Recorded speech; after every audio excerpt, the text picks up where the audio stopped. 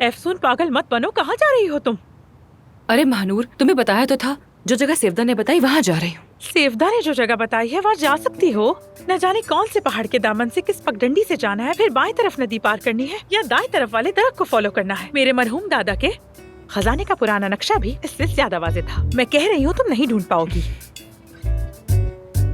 क्या तुम्हें मेरी बातों पर यकीन नहीं है? अरे महानूर, फिक्र मत करो, मैं ढूंढ लूंगी उसे।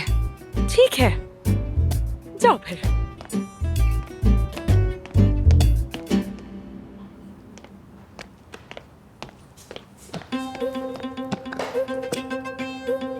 क्या कर रही हो?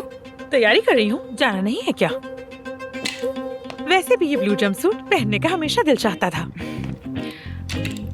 महानूर, मैं वहाँ पर अकेली जाऊंगी। हरगिज़ नहीं, तुम अकेली नहीं जा सकती। कभी नहीं। सुन लिया तुमने, फिर बता रही हो तुम नहीं जा सकती। तुम मेरे बगैर नहीं जाओगी अकेले। अपनी हालत की फिक्र करो, तुम अभी भी सर्जरी और कोमा से बाहर निकली हो, कहाँ अकेली जा रही हो?